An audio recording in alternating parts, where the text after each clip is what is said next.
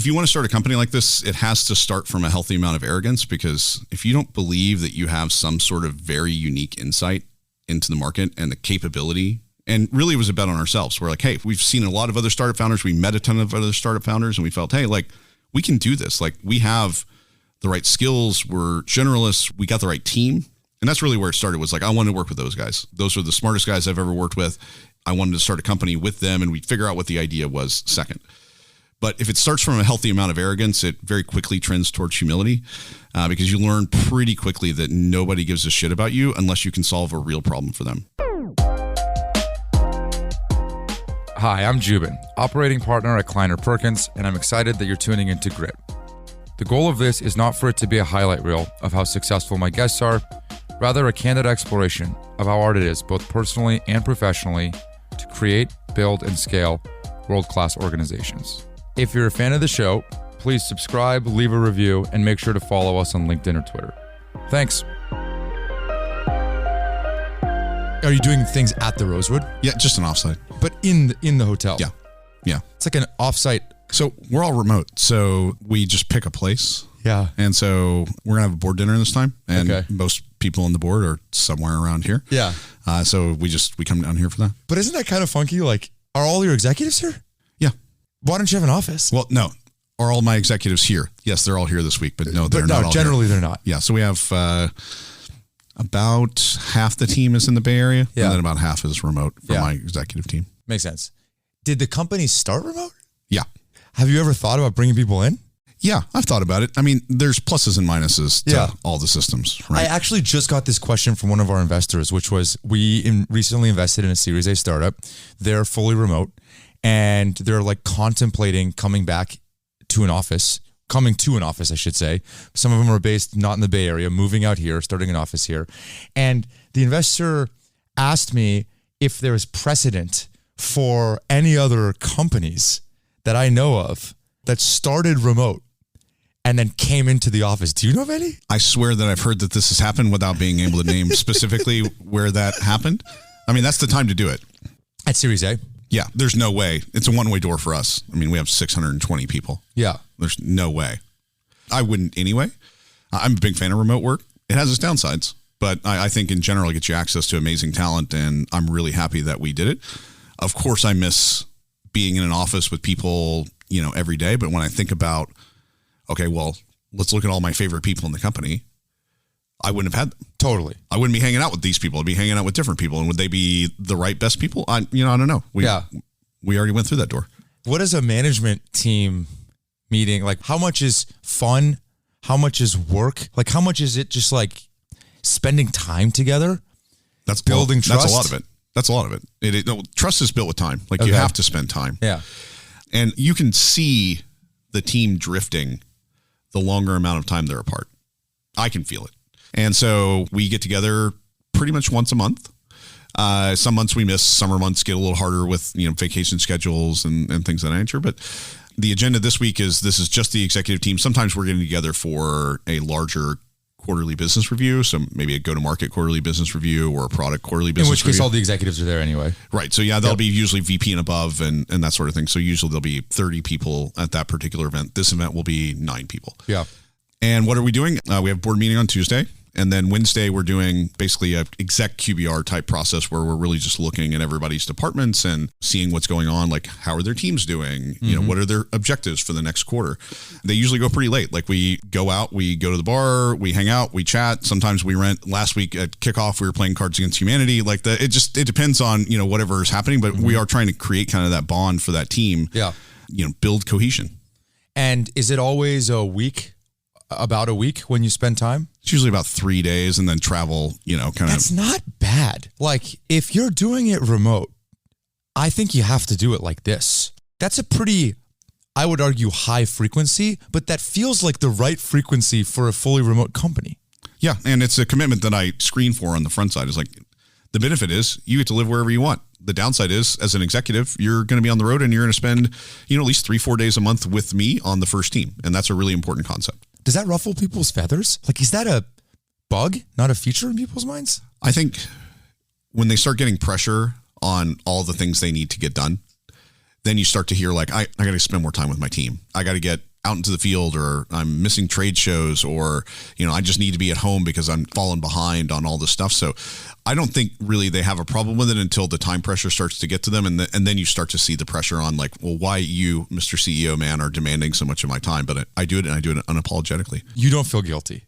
No, it's just part of being part of this team.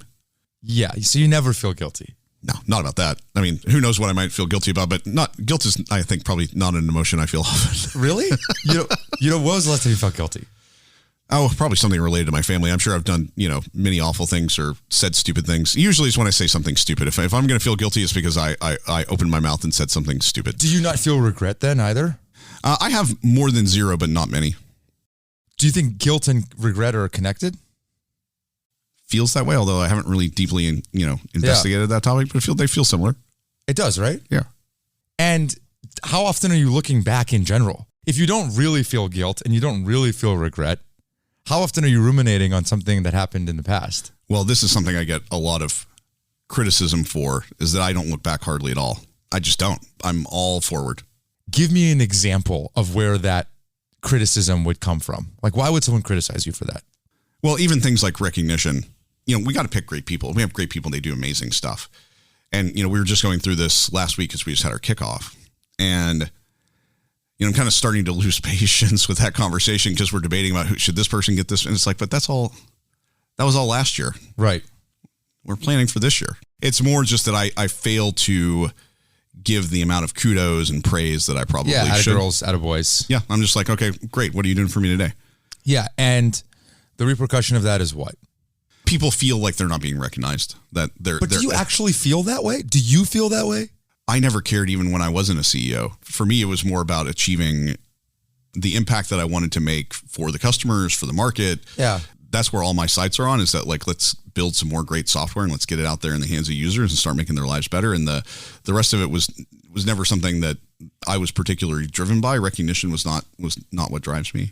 I guess the recognition that we're talking about is either compensation or verbal recognition, right? Girls and attaboys. But if you join a startup, isn't there a version of recognition that you really want, which is responsibility? Meaning, isn't there something about joining a startup that if you do good work, the recognition that you get is more work?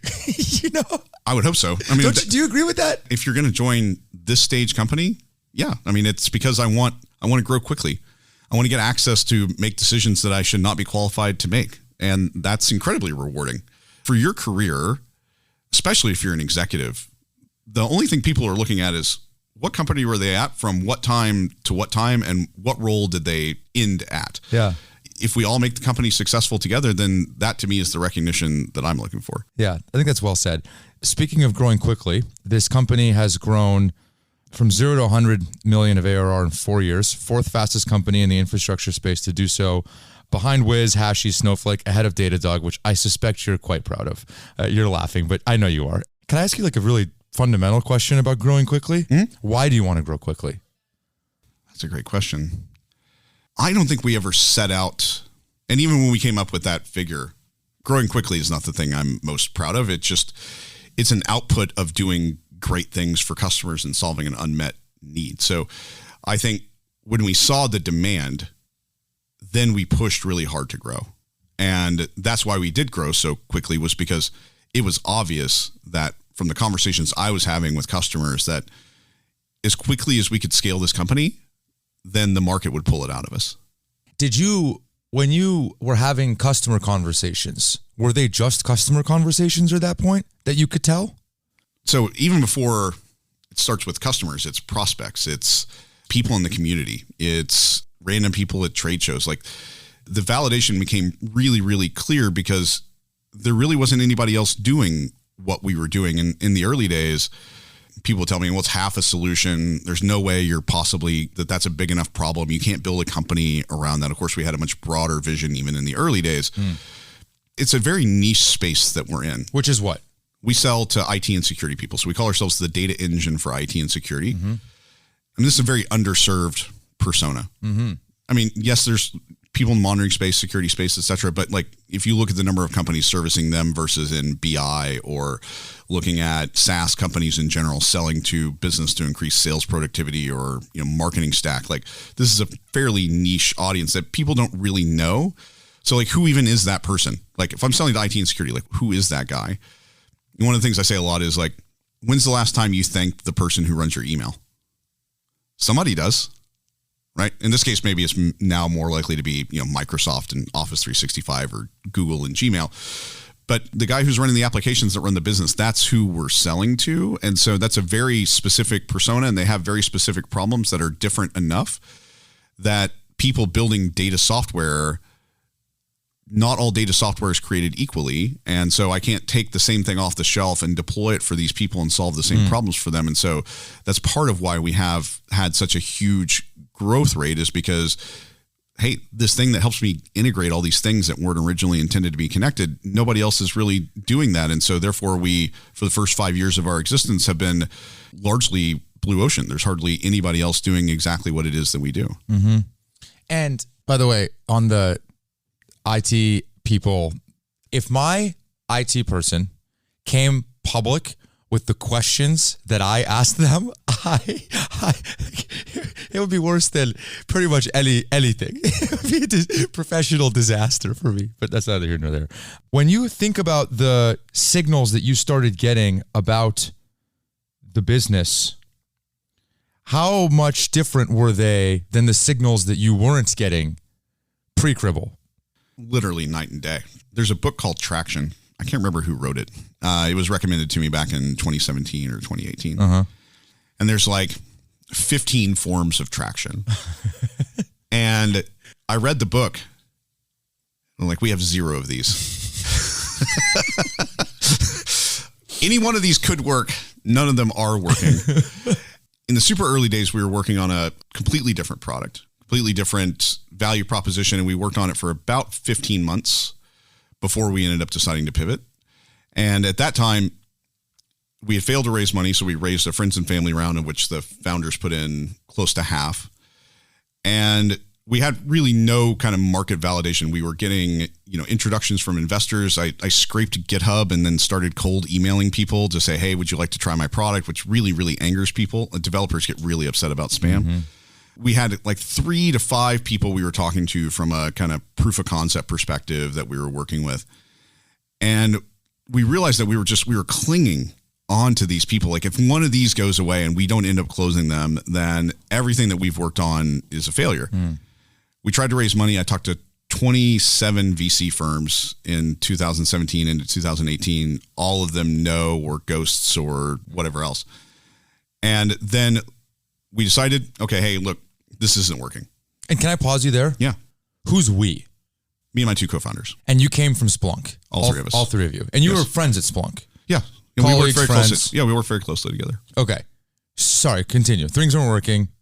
And it was honestly, And sorry, I want to interrupt again. Why were you clinging? If you think back to the feeling of clinging, in hindsight, it's obvious that you shouldn't have clung. Why wasn't it obvious then? Well, a couple of things. One was the scope of the idea that we had decided to work on was really large. So all 3 of us were having to sit at home and write code, which means there wasn't an awful lot of time to go out and find new ones. Because I wrote a blog post about this recently, but your go-to-market and your product have to be tightly coupled. And there better be somebody on the inside working on both. The go-to-market is not free. Finding people to buy your product, working through the sales process, figuring out what pain points they have, what value you need to provide to them. That is just as much work as it is to build the product. And we had 3 people building product. And so it's like, well, if I lose these, then how am I going to find more? Like finding these 3 was so hard. And what we really had was a top of the funnel problem. Like we did not have an elevator pitch that I could tell you that would immediately resonate. And so therefore, if I can't get the pithy value prop, then how do I get the first meeting? Mm-hmm. If I can't get the meeting, how do I get a POC? Mm-hmm. None of that was working together. And so we're like, hey, we have these 3. If we can at least get them sold, then we can, you make them references and go out and raise enough money to actually get the product into a state it needed to be in. But the scope was very, very wide. And so with that much product, we needed all three of us working on it full time, or otherwise we weren't going to get to what we needed to be, what we thought was going to be the minimal viable product that we could sell. And do you think in hindsight, the scope was too big? The scope was too big, or... Meaning, was it just a pipeline problem? Like if I said, hey, Clint, you have 30 more opportunities, like real qualified opportunities, do you think you could have then built the company on the back of that original idea, which I think it's called Diag? Yeah, it would not have been a hugely successful company. So ultimately, I think if I'm thinking of the 27 VCs that I pitched at that time, like they should not have invested. It was not a company that was going to be a large enough idea that would be solving an acute enough problem.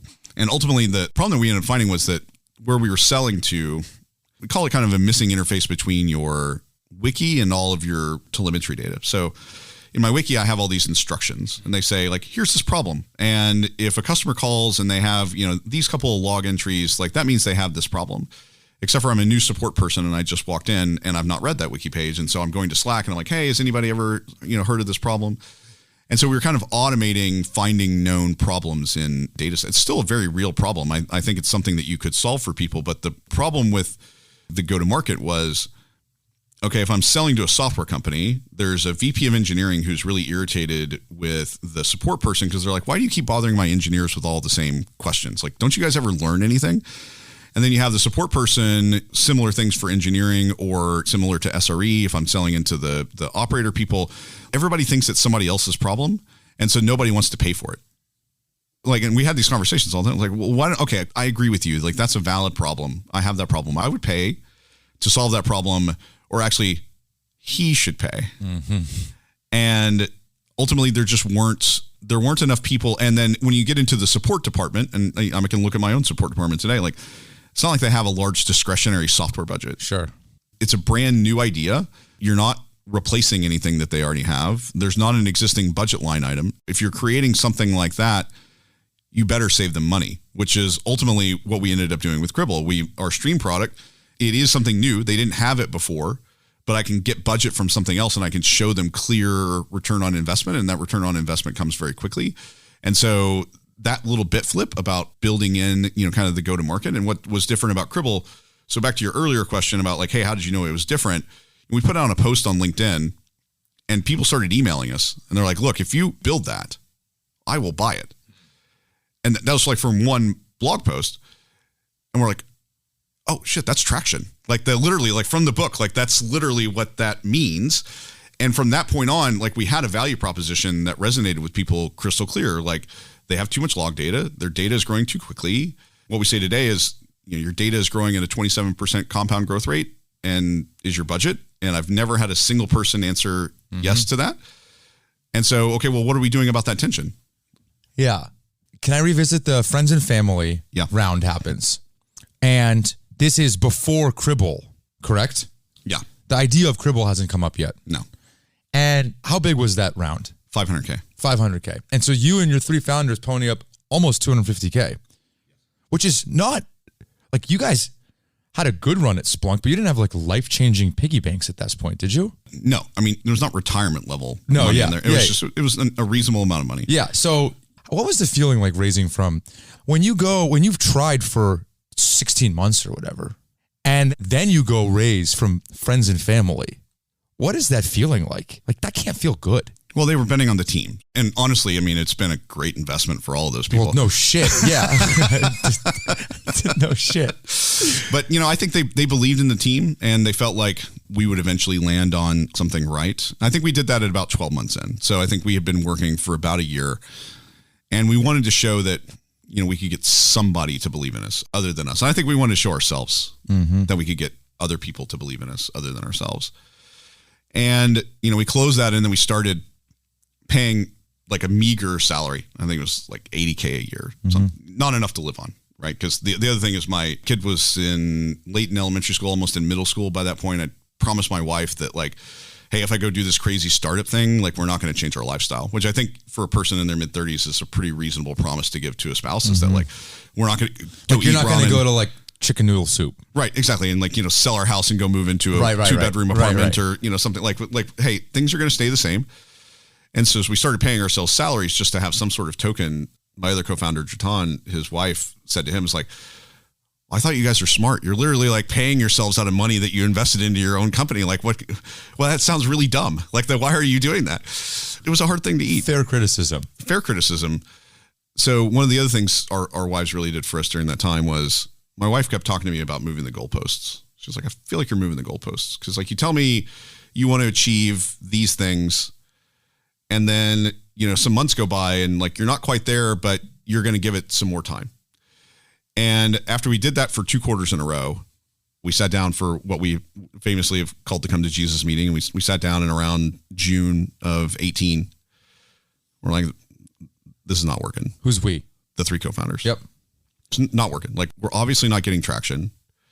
We don't have a pipeline for selling these. We don't know how to attract more customers.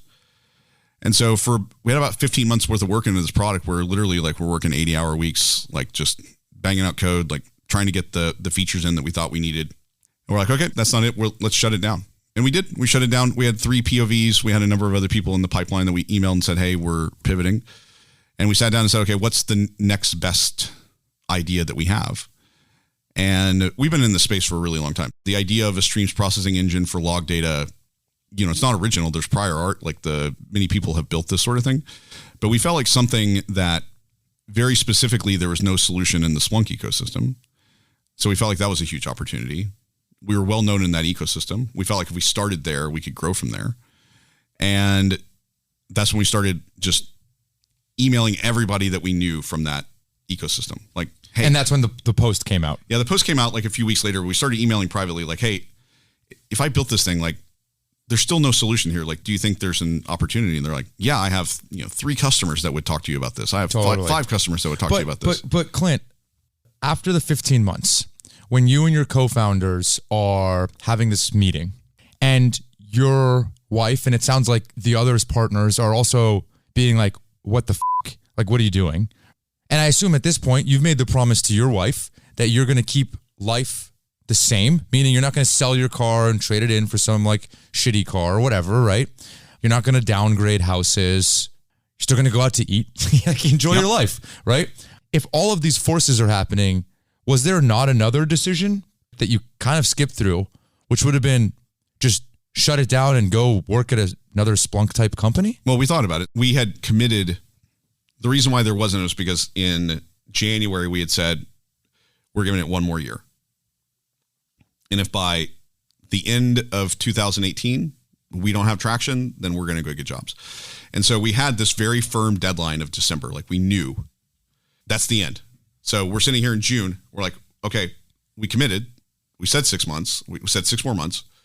What can we possibly get done very rapidly in 6 months? And so like that commitment had already been made. So like we weren't talking about that. We were talking about what is the thing we can do the fastest. And this has actually turned out, I think, to be a pretty prescient insight in terms of building our next set of products as well. So every time we build a new product now, we do exactly the same thing. Like you have, from the time I say go, you have 6 months in order to get somebody to use this thing. And that confines the feature set. So since we knew we only had 6 months, like, okay, well, like we made a huge mistake biting off way more than we could chew the last time. So, okay, well, this thing has to truly be minimally viable. And from the moment that we, made that blog post and started talking to people, we're like, okay, hey, this looks legit. Like the pithy value prop of like, hey, you've got too much log data. I can help you with this. I can help route it to multiple places. We really thought actually like redacting PII was going to be the number one use case. Like, hey, there's a lot of social security numbers in this data, but that turned out not to be right. But we had enough validation that I started spending all my time on building go-to-market materials. So like slide decks, website, you know, all the rest of that. D spent all of his time figuring out how we're going to implement this thing, documenting it, because you need documentation for a product. If somebody's we put up a freely available download. We put up an online sandbox, which we actually, same thing we built in 18 has been evolved over 5-6 years. We still have these available on our website. So you can come play with the product and learn about it. And so it turned out that once you have the right hole in the market and something that fits in there, then there's enough work for everybody to build out all of the functions of the company: sales, marketing, post-sales, documentation, and then code. And then so Ledion built the product, D built out how to use it, and then I built out what is it and why do you want it. Yeah, that makes sense. And the thing that I keep thinking about is, why did you want to start a company so bad? Meaning, there's a lot of conventional wisdom in the Valley that says, solve a problem that you feel very acutely. You have to solve it because nobody else is going to. Now, ironically, you could argue the second idea was the idea. What Cribl is today probably should have been the first idea. Fine. That would have been the logical evolution coming out of Splunk. It's your network, it's your domain expertise, all these things. But that's not how it went. And you were eager to build a company just for building a company's sake. What is that? Where is that coming from? Because you were stubborn about building a company too, right? I mean, the steps that you took, the amount of time, almost 2 years, to get to paying customers, the friends and family rounds, the wives, like all these things. There is a stubbornness in that. Yeah, I wonder what that actually is. If you want to start a company like this, it has to start from a healthy amount of arrogance, because if you don't believe that you have some sort of very unique insight into the market and the capability, and really it was a bet on ourselves. We're like, hey, we've seen a lot of other startup founders. We met a ton of other startup founders and we felt, hey, we can do this. We have the right skills. We're generalists. We got the right team. And that's really where it started, was I wanted to work with those guys. Those were the smartest guys I've ever worked with. I wanted to start a company with them and we'd figure out what the idea was second. But if it starts from a healthy amount of arrogance, it very quickly trends towards humility, because you learn pretty quickly that nobody gives a shit about you unless you can solve a real problem for them. That's it. Why would you spend time with a startup? You're an enterprise buyer. And I only know enterprise. I don't know consumer. So you're an enterprise buyer. Why would you even talk to a startup founder? I have some pain so acute that there's nothing in the market that solves it. And so therefore I'm willing to take a risk and a bet on something small, because there's no other way that I can solve this problem other than that. And so we were lucky enough to zone in on something that acute and something that narrow after stumbling around for a very long time. Yeah. But why? If I asked you why again, why do you want to start a startup? What about it? It requires a healthy amount of arrogance to be able to succeed in building the startup. I don't disagree with that. You want to work with your friends who are the smartest people that you know to give yourself the highest probability of getting the startup off the ground. But why? Why was Splunk not doing it for you? And if it was not Splunk, why was any other company that you could have gone work for not doing it for you? Ultimately, it's the control. The reason that I ended up leaving Splunk was we just couldn't create anymore. The company had developed a big fear of shipping. And first of all, I think it's a fantastic company. I enjoyed my years there. I think that they have continued to grow and scale, and they provide a ton of value to customers.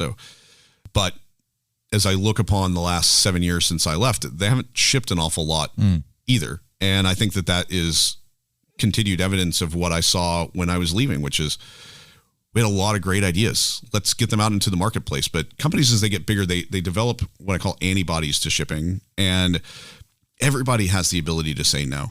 So the marketing person's like, I'm not going to market that. I have $1 billion worth of pipeline I have to build. And, your little small idea, it's irrelevant. I don't even care. And the salespeople are like, why would I sell that? I'm going to make my quota on, the products I already have in my bag. Why should I take a risk on this, new smaller product? And support people are like, well, man, I already got too much to learn. It's antibodies to change. And literally, in order to ship, you have to get all those people to yes. And they all have the veto. They all have the ability to say no. And so how do you continue to innovate at scale? And we spent a lot of time thinking about that here. We're into 4 products. We want to build, many, many more.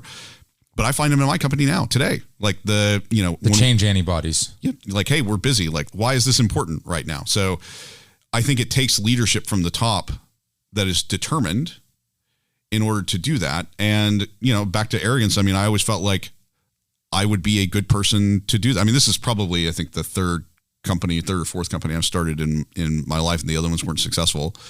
But I was just felt like if I got the opportunity, that I had the smarts and I had the knowledge and I had everything else, that I can do it. And to your point of you've met all these other founders and founding teams, the mystique, the allure kind of wore off for you, seeing others and being like, you know what, I could fucking do that. Yeah, I mean, at the time, so the other thing that we had seen as well in terms of founders was, Splunk had acquired a number of companies. And so, and I think those were all smart guys. And, they ended up exiting for some tens of millions or some hundreds of millions. It's like, well, I know that guy. He's a pretty smart guy. I could do that. We always dreamed of building what we call a generational company, which we talk about a lot on the inside. And we're motivated to do that now. But the original goal was like not to zero. Because back to the investment, et cetera, I burned over half my personal savings in the first 2 years. And so it was a non-pretty, chart in my Schwab account logging in and seeing graphs are not supposed to go down and to the right. They're supposed to go up and to the right. And so that, at some point it was just like not zero. Can we get anything, kind of out of this time investment, et cetera? And it wasn't until later that we started seeing the huge success that we were having that we're like, oh man, like this is big enough now that we can go make a dent in the universe. So we're setting our sights too small. Like this isn't just about building, a company and a product. It's about building, a vehicle for us to really change the market. Yeah. And it's almost like knowing what you know now about how hard it is to get to the point where people actually want what you have. You don't want to spoil that opportunity. I'm fascinated by serial entrepreneurs, and I think they're a very interesting and necessary component of the ecosystem, but it's like going back to high school, man. I don't want to start over. Right. Like you want to ride this thing all the way. My belief is that this is a multi-tens of billions of dollars, if not $100 billion plus value company in the next 7 to 10 years. And I think the market is that size, and I think we can do it. This serial entrepreneur thing, I'm also super fascinated by. There's a handful of guests, probably some that you know, that blow my mind. Shlomo Kramer is one of them. He's like one of the most underrated CEOs that I've ever had on the show. Glenn Tolman, who I had on last week, 2 weeks ago, founder of Livongo. This is his fourth company that he's starting, Transparent. And he was telling a story about how his assistant, same assistant from Livongo, which was an $18 billion acquisition, he was coming out to the Bay from Chicago, and she's like, should I put you up at the Four Seasons where you usually stay? And he said, no, I'm an employee again. Like I'm back at zero. Put me at the Sheraton. Like that's where my employees stay. And so he just like told this story about going back to the dirt, basically. And it's insane. That was not my favorite phase. And I think for some people that is their favorite phase, right? It's that early time, 3, 4, 5 people ideating. I can get that same thrill building another product, getting all the traction and building the brand and the go-to-market and staking out your position. Once you're there, it's now a platform that we can use to build many, many, many more products. And so I really do very much enjoy the early stage.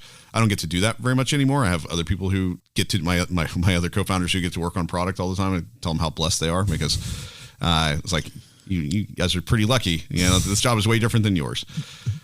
You think so? CEO is... you don't have to be the CEO. I have run all of these scenarios in my head many, many times. And I've also been through some CEO transitions, and I've seen the culture of the company change, the direction, the product direction. First of all, I think there's a special quality of founder CEOs that we have the gravitas to essentially just say, like, line up behind me. I started it from zero. And so therefore, if we need to make some major decision, we've made a number of them over the years, then just get behind me. I know where we're going. I started it from zero. If we need to, if it's going to zero again, which is never a possibility, but we know where we're going. And we have so much in our backlog that we still want to build that, I just don't want to stop until it's done. And when it's done, I don't know yet, because we'll probably still have 5, 10, 15 years more ideas still sitting in the backlog. When do you run the scenarios in your head? I believe you that there's unique challenges that come with being a CEO.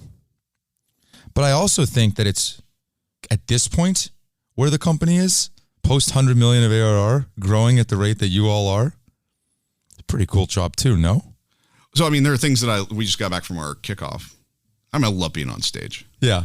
600 people in the room. You're like a rock star. Yeah. Can you get them excited? And I'm really fucking good at it. I'm a great public speaker. I'm a great motivator. That part of the job I love. Actually, to be honest, like most of the parts of the job are pretty good. There's just it's a lot of responsibility, entrepreneurship, has extreme high highs and extreme low lows. And part of what's made me able to deal with that at this stage is, well, if anything ever gets any worse than it was in the early days, then that's probably when it's time to go. Yeah. Right. But those first couple of years were so traumatic and so awful that like whenever people come to me like, aren't you upset about this? I'm like, well, yeah, it's bad. But like but it can't possibly be as bad as what we went through. So that really does motivate me. And at some point I will turn over the reins of this company. I don't know when that is. I tell people I have gas in the tank for another 10, 20 years at least. And when I do, like picking the right archetype, and that's where I say CEO transitions, like, because we are a product company, which means that we really need a product leader to carry us forward, who's going to continue to innovate, ship new product. Look at what Satya's done with Microsoft, right? Let's completely refocus the company. And nothing against go-to-market CEOs, et cetera. There are some amazing ones out there, and they don't universally have, not product properties. Like there are some that have come over and take over and done really amazing work that, I can't imagine leaving, even though the job is often a very difficult job. What are the really difficult parts of the job, of specifically the CEO job? It's mediating. That's the hardest part. So like every time a reorg comes up, I hate these conversations because there is no right or wrong. Where should you stick this function between sales or marketing? Or where should this operational function go? Should you centralize it? Should you decentralize it? We recently moved our support department. Where should that go? Should that be closer to engineering? Like every answer is correct. For that specific one, could you not delegate that? No, because ultimately, let's say you had a COO. There are certainly people we've seen who do like, president or COO types of models. It's a dream to think of what would that be like if I could just get out of the middle of that type of decision. Those people are like unicorns, man. Like finding somebody you can trust. Like having a Cheryl. Yeah. And again, they're like unicorns. And I think the other hard part, back to someone of the arrogance thing, is I'm a really fucking good operator. Like I'm thinking of like somebody I would need to put in place that was better than me. Where do I find them? Yeah. And then I add one more layer of bureaucracy. And ultimately, keeping the org as flat as possible. That's one of the things we've pushed on over the last year is, nope, you can't have that extra layer of management. Nope, we're pulling that layer of management out because the signal that flows from the bottom to the top, every layer just makes it harder and harder and harder for you to understand really what's going on the ground. So one more executive that sits between me and all the problems I already need to know about and the things I need to be addressing. The CEO job is critical. You ask what we do at these offsites. I poke, I look, I'm trying to understand what, I do.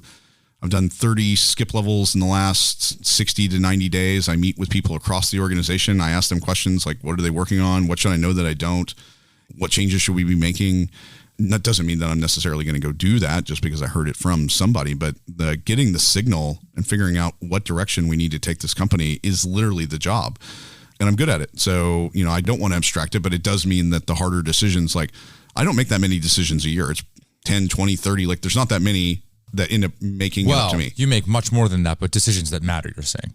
Maybe. But I mean, truly, for the most part, I'm trying to drive consensus and getting my executives in alignment to where they can come to the conclusion themselves. Anytime I am deciding, there's always the risk of, malicious compliance, or in general, then I own it.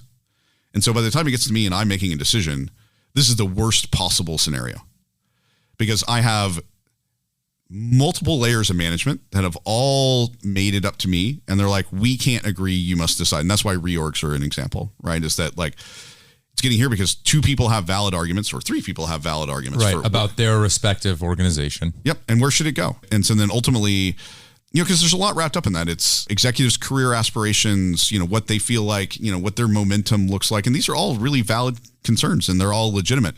And so it gets to me because ultimately, hopefully, usually, a lot of times they can come to alignment themselves. But by the time it gets to me, it's because nobody else could decide without me.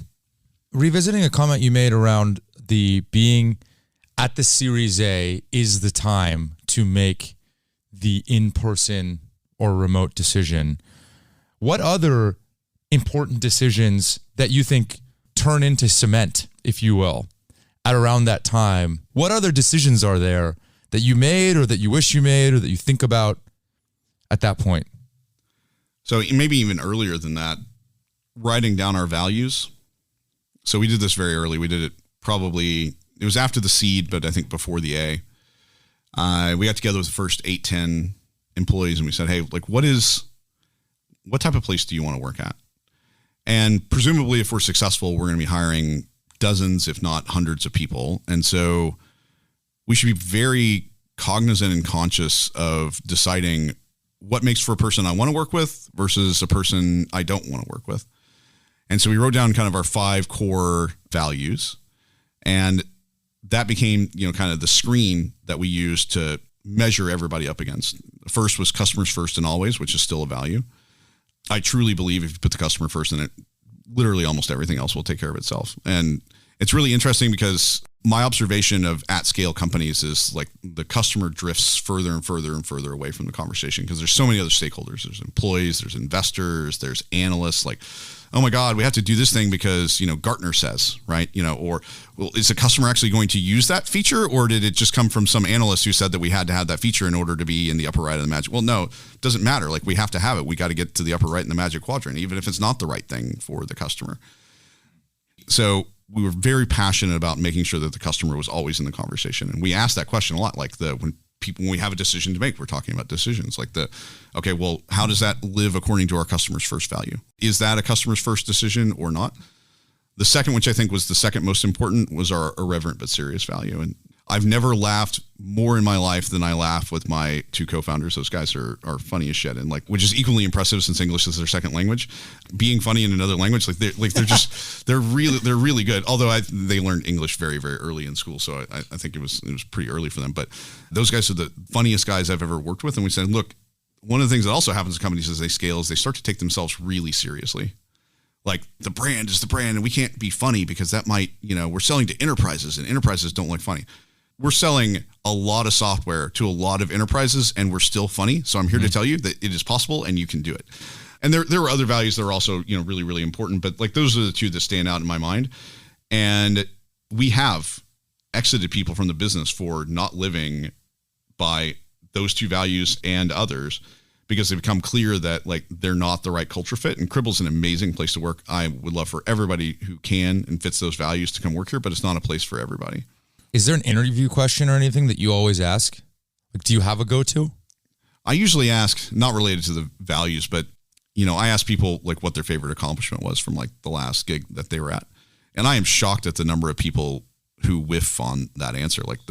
I have lists of ones that I was super proud of. And I often caveat that as well with tell me about some time that kind of went against all odds.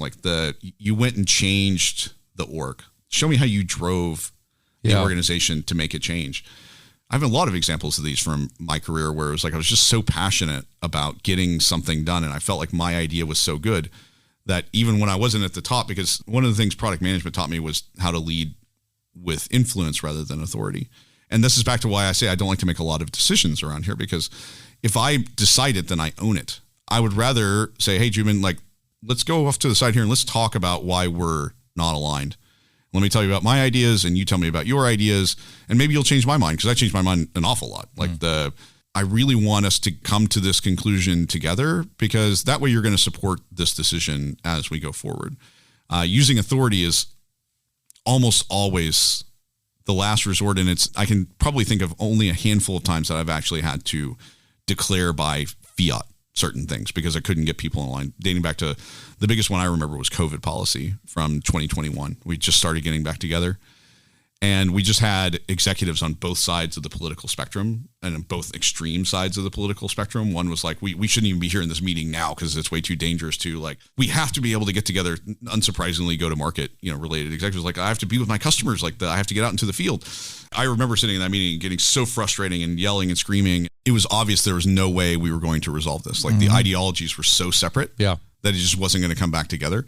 And that doesn't happen that frequently. Usually, if we spend the time, and back to invest, trust is built with time. If we spend the time and we build the right relationships, then the right mature executives can come to the right conclusions themselves. And so then you don't end up with malicious compliance. You don't end up with people who are I hope we don't have to do a ton of saluting on the way out. We do more than zero. We do a reasonable amount, but usually we should be able to get to the conclusion of I may not agree with you, but I understand your reasoning. And so I'm going to be supportive. And then we end up with decisions that roll through the rest of the organization.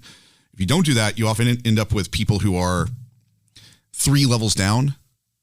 The executives are in alignment. And then even though we agreed up here to do this thing, down here at an individual contributor level, people are like, I never agreed with that. Don't do that. Don't help them. Don't do those things. That's the worst, man, because now we're just wasting time. Yeah. How much do you find yourself contemplating the business? Pretty much all day, every day. I mean, Doesn't surprise me. That's just what I do. I mean, this is your hobby. I get in trouble for this a lot at work because it's like Saturday night at 9 p.m. and they're like, can you do anything else? Well, so one thing is pick co-founders that will be talking to you Saturday at 9 p.m. about product features, because those guys and I, we text all the time, and like, they're like, what about, maybe we should do this. And they're also always on. So Saturday mornings, I think my engineering team hates the most because I don't really get a chance to use the product an awful lot during the week because I'm stacked 8 to 5. Then I go home and have dinner with my family and hang out with my wife for a while. But then if I'm doing anything in the evening, it's just catching up on email and just making sure that I'm on top of things. But then on Saturday, I wake up, and as to your point, Joubin, this is my hobby, I use the product. And then here comes the flurry of Slack messages and screenshots and circles and arrows and like, why is this button here? This doesn't make any sense. I don't understand why this is this way. This is using too many resources. This is just a flat out bug. This does not work the way I expect. And, I file a handful of bugs at least every month, and that, like, people get really afraid now. That's a big difference between a couple of years ago, that there's a handful of engineers. You're less approachable. Well, they just don't know me, right? So they assume that if I'm posting a bug in a channel, that I'm somehow irate. Upset, exactly. Coming down their street. Like their job's in jeopardy or something. It just doesn't work right, man. Just file the bug and fix it when you get around to it. And so I've gotten better at qualifying, hey, this is not urgent, et cetera. But I find myself doing a lot of that because people default assume that I'm somehow irate and we should just, change everything we're doing just because I said this. Right. Isn't even putting the caveat, and I've heard other founders and CEOs talk about the caveats. It's actually especially seemingly a feature of remote companies that do this over Slack. But isn't even that kind of annoying, where you're just like, hey, unless I'm explicit about telling you that this is super serious, just assume that this is me being me, doing my day-to-day job. You can be effective with that. The hard part is if you're growing as fast as you are, then new people show up every week who did not have that context set for them, right? So oftentimes that's what will happen is somebody who's been around here a few weeks more, I'll post something and there's a flurry of DMs that are happening in the background, like, oh my God. And they're like, calm down. When he does this, he's not upset. He's just a user. He's one of the power users of the product. I know a lot about the product. I use this product. I'm building product that I would like to use. And so I'm also pretty qualified to say when it's not working the way I expected, as when I first used this feature, I thought it would work this way. It does not work this way. That doesn't seem right to me. We should consider fixing that. Mm-hmm. But maybe that takes us 6 months or a year. I've got tickets that have been in the backlog. I've got tickets that are 5 years in the backlog and we still haven't gotten to yet. So it's not urgent. Yeah, that makes sense. In the spirit of contemplation, do you enjoy the contemplation? Meaning, do you ever feel like you need space away from it? Or is space away from it just not that fun? The space away from it gives my brain the opportunity to get away from the day-to-day enough to think about the bigger picture stuff. So I'm a big fan of taking time off. But the space away from it is in order for you to be more effective for the space that you get there.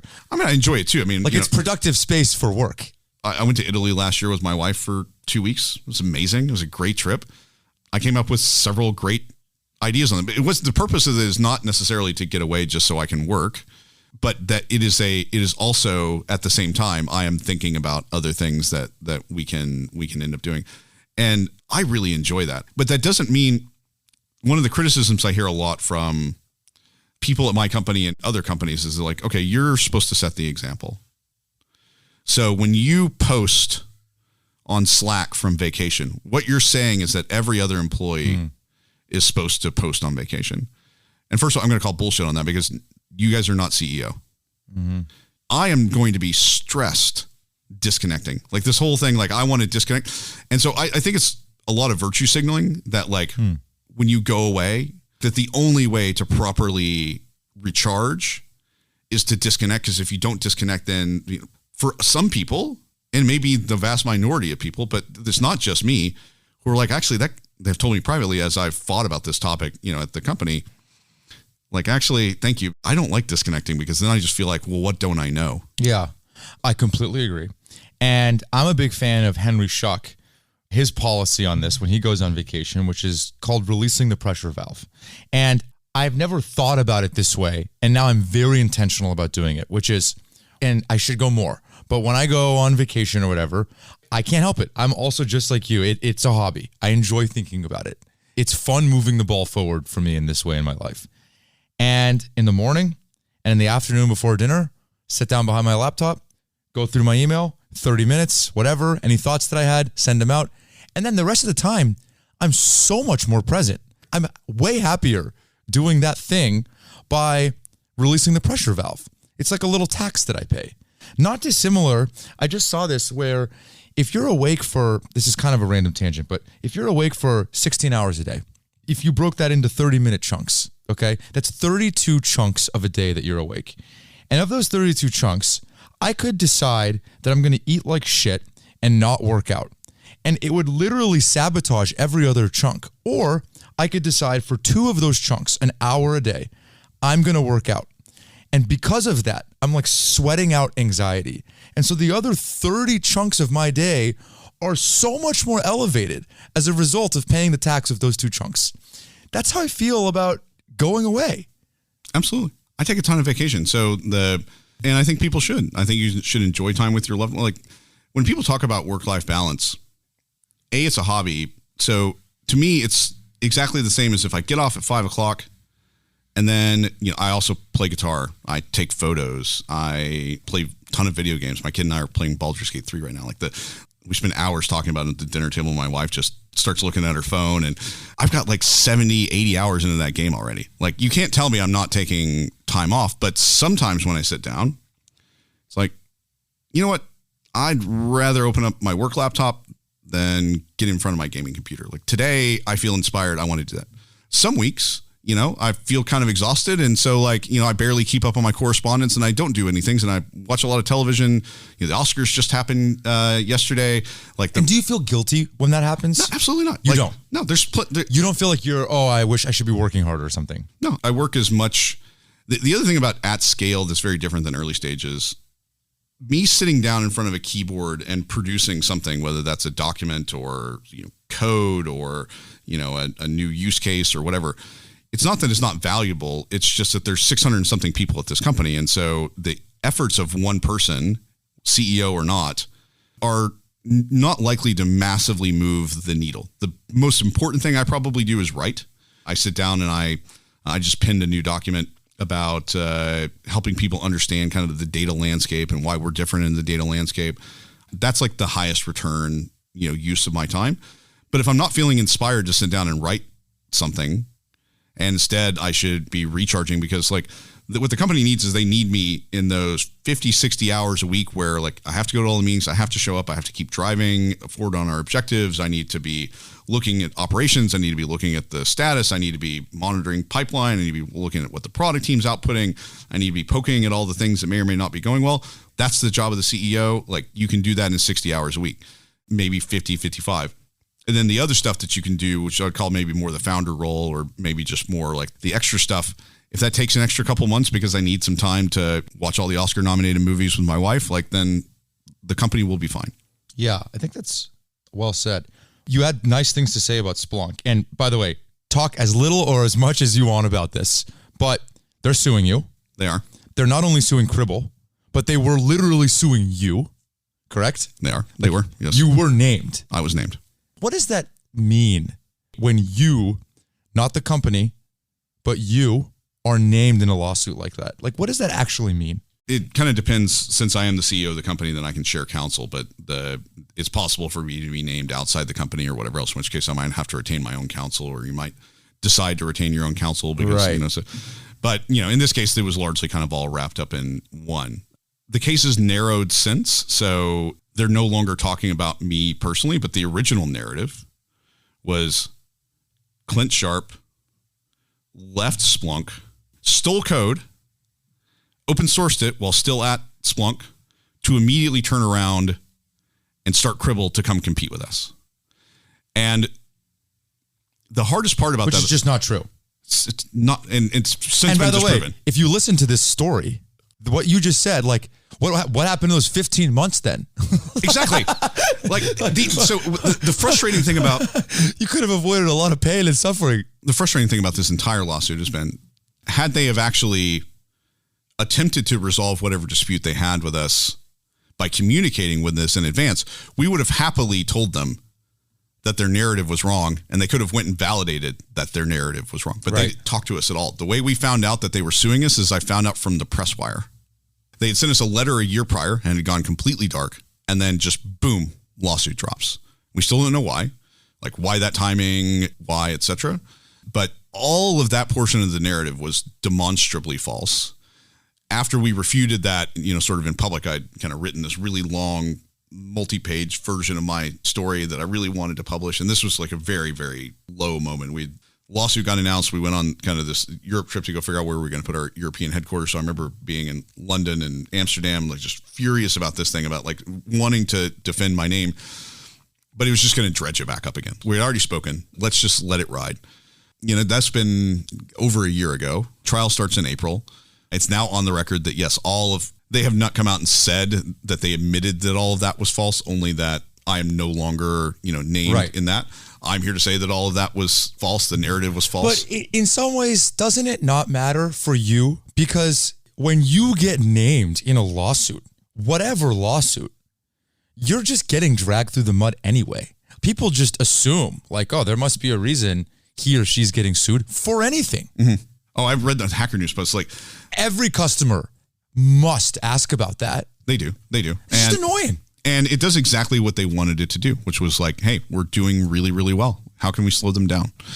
It's a tactic that's used by many software companies. I'm sad that it's being used by them. I would like to think as a founder CEO, 5 to 10 years from now, if there's an upstart that spins out of Cribl and comes and competes with us, or we don't really feel like we compete with them. That's the other really interesting thing, is that they've had all these allegations that like, okay, well, you market as saving money on Splunk. Well, of course it's back to that pithy message. Like, how do I get the meeting? But the reality is that we produce a lot more data for them than we take in. Right. Like in a bizarro world, you guys could be great partners. We should be great partners. And a lot of their customers are frustrated because it's a very expensive tool. I mean, their brand, and I'm not saying anything controversial here, but their brand is synonymous with expensive. Yeah. Everybody knows this. I'm not saying anything anybody else hasn't said. And so customers come to us and they say, hey, this is really expensive. We say, hey, look, we can help you kind of stem the tide of that growth, because customers don't want to replace it. They're not interested in another tool. They love the product. They just want to control the growth of what's happening in that ecosystem. And so we have many examples of very major marquee logos, Fortune 100 companies that are like, look, I would have ripped them out if it wasn't for you guys. And that joint value proposition, like, is that not a story we should be telling, screaming to the high heavens in the market? Is that like, hey, like together we make a fantastic partnership. But I have little optimism that we will get there. When you were in London and Amsterdam, furiously typing, what was going through your head? I just want to clear my name. Why? Back to the Hacker News. So like you go to Hacker News and then like, here's this, lawsuit. And so I don't know, it wasn't a huge Hacker News post, like maybe 20 comments or 30 comments, right? But you read the comments. You read the comments. Oh, he definitely did it. It's like, who are these people with like this utmost of confidence that are like, oh, he definitely did it. Are you kidding? If I had been that smart, like I wouldn't have spent half my savings in 15, 18 months working on something else before we pivoted into this thing. And all those things are very provable. Like I have months of emails showing us working on other ideas before we ended up coming back to this thing. I have a lot of empathy for celebrities. I'm not a celebrity. I'm like this little minor person, but like the first time I saw somebody else writing about me. Totally. They don't know me. And you think about all these people who like their careers, all the press is all writing about them, or any random lawsuit. Yeah. And so it's really changed my perspective on, because I too somewhat naively usually used to assume that like if there's a lawsuit that happened, there's some reason for that. Totally. But I've now learned so much about like how easy it is for somebody to distort the narrative that like I make no assumptions anymore about the rightness or the wrongness of any party in any dispute. Yeah. Well, it's a tool for wealthy people or companies to use. It's a defensive tool, basically. Right? Yeah. So my problem with it is, I guess if you legitimately believe the narrative and you think that you've been wronged, I guess I sort of understand, the aggrieved party wanting to get some sort of resolution. But I still come back to it and say, like, at a company that I'm running, don't I just want to win in the marketplace? Yeah. if so many of my customers, and this is where I really disagree with Splunk, is Splunk believes that all the data that goes into their tools is their data. And I believe it's the customer's data. Yeah. And so for them, if my tool ends up routing data away from them, even though it was collected by a piece of software that they wrote, they're like, that data would have come to me because without your tool, it would have ended up there, which is a stupid assumption because there are many other ways of accomplishing the same job that we do. We just happen to be the best way to do that. And so therefore we've been very successful coming into the market, helping customers do this in a much easier way than they could have done it otherwise. But if the customer wants to put their data somewhere else, why did they not want to put it into Splunk? Did the lawsuit happen before Splunk got acquired by Cisco? It did. And so Cisco is inheriting this lawsuit through Splunk. I've thought a ton about this because I don't know anybody at Cisco. I don't know what it's like on the inside there, but I wonder, it's like, so somebody there obviously knows that the lawsuit exists. I kind of feel like it's probably so minor and so narrow that, like, it's a big deal to me, but to a $28 billion acquisition, and part of another And they don't want that smoke. I always assumed that there would be something happening there, but as far as I can tell, there's no change in direction as a result of that acquisition. Well, this is random, but their SVP and GM of security, who is like basically a second father to me, or was, I should say. I'm happy to just introduce you guys. He's an amazing guy. Like, you guys would sit down for... We should definitely know each other, period. Just because, you guys would sit down for 3 beers and be like, what are we doing? And not a question. We have so much opportunity. And this is back to I've tried to get in touch with Splunk CEO on a number of occasions. Post Doug. Yeah. Doug's a great guy. And Gary's the new CEO. I don't know Gary. But, like, we should know each other. Like, how are two companies that are this close in this space, like, how are we not... There has to be a business level resolution to this because we're not going anywhere. The customers love the joint solution. The protocol that we legitimately built an implementation of. It's a no-brainer. We're still trying. I mean, we have some time before the lawsuit in April still to resolve it. We still have a strong desire on our side to let by the way, some of the largest institutions in North America are joint customers of both of these companies, and they love the solution. And so let's figure out how to be friends again. Totally. I have a huge history with these guys. This is an amazing company. Like, let's be friends. You still speak fondly of them. I still think they're a great company. Totally. They would not be $4 billion ARR growing at 13%. I mean, that's a great company. Totally.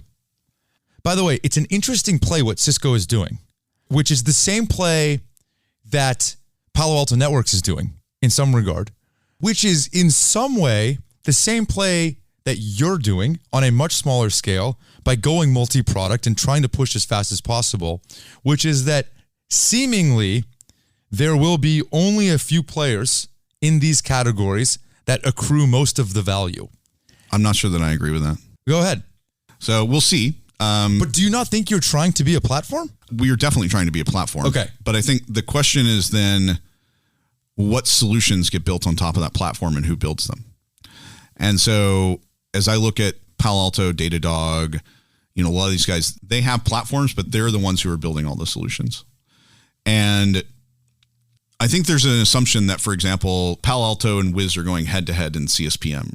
I think that works really well in the upper mid-market to lower enterprise market. So we're a great customer of Wiz, and I think they're a fantastic company. My needs are not that special. I'm a $100+ million company, 600 employees. My security people are not specialized enough. Mm-hmm.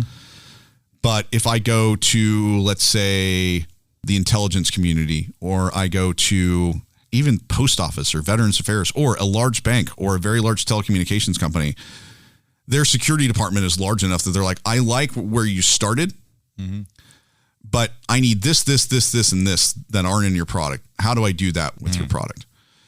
So that's, to me, where kind of the roll-up solution strategy portion. And then I also think replacement plays are really hard. And so I think if you look at what like Palo Alto is trying to do is they're saying, hey, we think people are going to want to consolidate spend. But we didn't talk about this a lot, but I was a buyer of enterprise software for the first decade.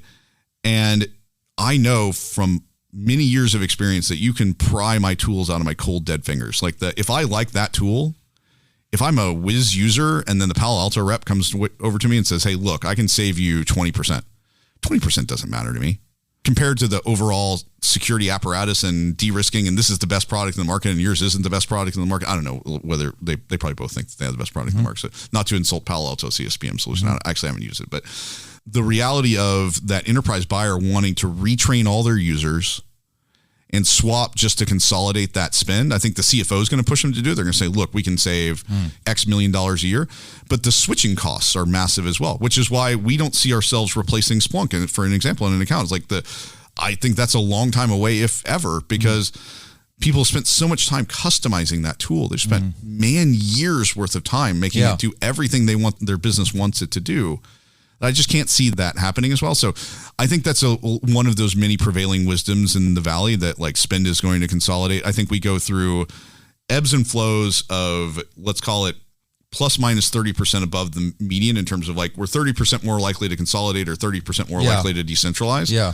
But I don't think the swings are that big. I think we're always kind of moving between centralization and decentralization. Yeah, but don't you think that there's a magic when the system works together really, really well, when the whole ecosystem within a company, meaning you have 3 products today, I think, or something, and when you get to 10 or whatever, all of those products are going to be built by the same groups of people and the same management console with the same account teams, relatively speaking, and the same throat to choke that's you. You know what I mean? And so the audience is going to hate me, but like Rippling's a good example of this. They have bundled all of these disparate pieces that kind of like the Costco version, where you could go buy the best of breed of every one of those, but it's so seamless inside of their platform. It's so easy. They make it so easy that you're willing to maybe sacrifice the whatever 5% of performance per product that you might get, 10% lose the best of breed on one specific thing for the gain of all the efficiencies that the system gives you. Depends on your scale.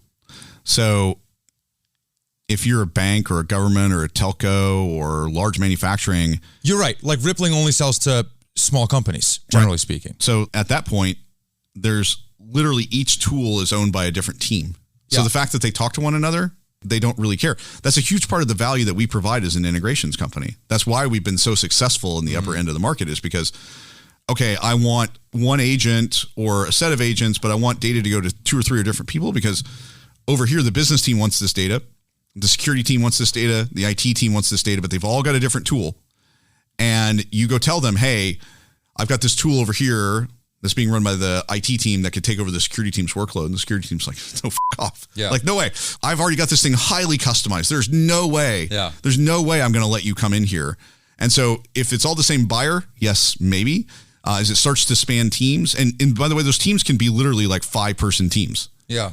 Then no, I think best of breed is going to win in those accounts. So I think that if you see, for example, like a Datadog has been incredibly successful in kind of Silicon Valley, where they got started with them, or in kind of the departmental level install, like they've got a bunch of big logos, but they're in some BU over here, which is like an offshoot of that, but not so much in like, hey, this is the enterprise standard. Yeah, that makes sense. Companies now are like these large enterprises that you're working with. I worked for a company in 2014 that was building a security virtualization layer for the public cloud. At that point, all the companies that you're talking about had developed their public cloud strategy. And now you're working with them.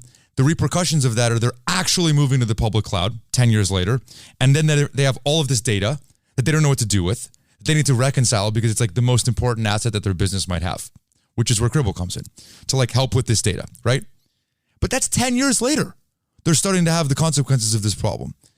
I wonder from your vantage point, again, working exclusively or mostly with real large enterprises, in my little bubble, in our little bubble of Silicon Valley, all we talk about is AI.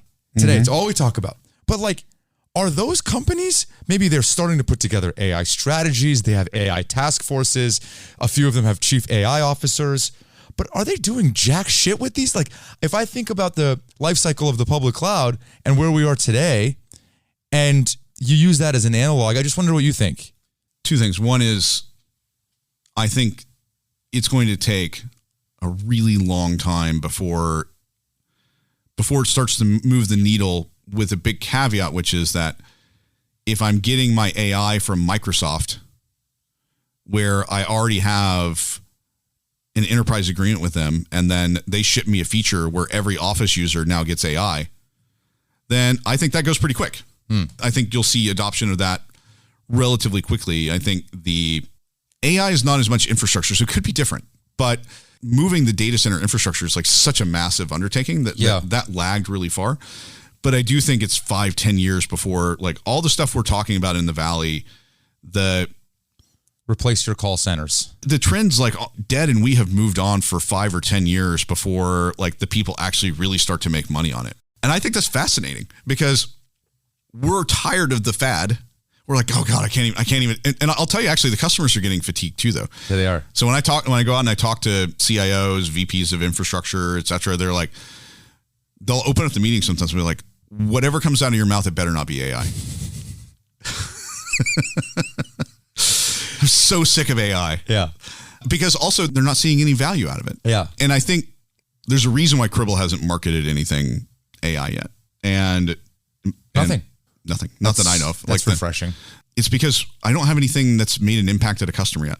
And when I do, I'll talk about it. Back to customers first and always. And like when you take the gloves off of marketing and you allow them to trumpet loudly things that are not backed up by like, and this customer got this value, then the customers get really fatigued because there's only so much bandwidth they have for receiving your communication. Totally. And so it's like, hey, look, somebody else launched another Copilot. We're going to launch one soon too. And there'll be an announcement somewhere on that. Hopefully we'll have some customer value that's sitting behind it. But we're probably not going to put it on the homepage. We're probably not going to hammer it with you. We're probably not going to go tell the sales force to go talk to everybody about it because we want to make sure that we're on the backside of like, and this customer did this thing with that.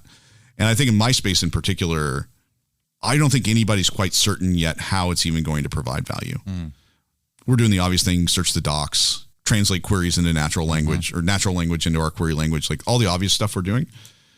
I think in 5 and 10 years, we're going to look back and say like, man, we did some amazing things with this technology. And I doubt we're going to say, and I knew exactly what that was 5 years ago. Totally. Are you hiring?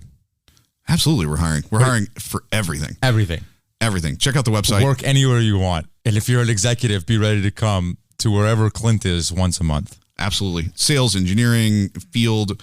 We have offices in Europe. We have obviously remote in the US. We'll hire anywhere in the US.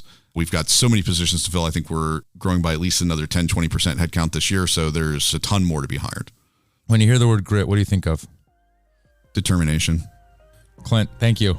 Thank you so much, Joubin. It's been great talking to you. That's it. Thanks for tuning in. Feel free to come back every Monday morning to listen to a new guest or go back into the archives when we've done more than 100 episodes. This podcast is a Kleiner Perkins production, and the episode was edited by Eric Johnson from Lightning Pod. Thank you all.